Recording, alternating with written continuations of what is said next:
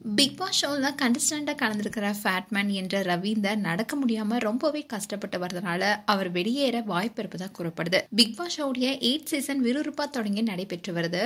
October 6 அன்னைக்கு தொடங்கப்பட்ட நிலையில் ஒரே நாளில் முதல் ஆளாக பிக் பாஸ் வீட்டை விட்டு சாச்சனா வெளியேறினாங்க. சாச்சனுடைய எலிமினேஷனுக்கு அப்புறமா இந்த வாரத்துக்கான நாமினேஷன் நடந்துச்சு.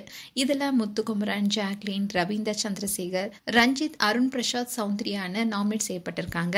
இந்நிலையில நேத்து எபிசோட்ல கேப்டனை தேர்ந்தெடுப்பதற்கான போட்டியும் நடத்தப்பட்டுச்சு.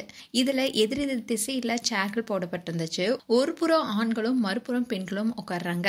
அதுல யார் இடத்தை பிடிக்கிறாங்களோ அவங்க தான் வெற்றி பெற்று அடுத்த நிலைக்கு செல்வாங்க. சேர்ல இடம் பிடிக்க முடியாதவங்க ஒவ்வொரு ரவுண்ட்லயுமே வெளியேற்றப்படுவாங்க. அப்படி இந்த போட்டியில முதலாளா ரவீந்தர் வெளியேறினாரு. மற்ற போட்டியர்கள் மடமடன்னு ஓடி சென்று இடம் பிடிச்சிட்டாங்க. ஆனா ரவீந்திரால தன்னுடைய கனத்த உடலுடன் ஓட முடியல. இருந்தாலும் அவர் முயற்சி செஞ்சாரு. அதுக்கு மற்ற கண்டஸ்டன்ஸும் கைத்தட்டி பாராட்டு தெரிவிச்சாங்க. ரவீந்தர் ஓடி வந்தது அவருக்கு சிக்கலை ஏற்படுத்தியிருந்தது.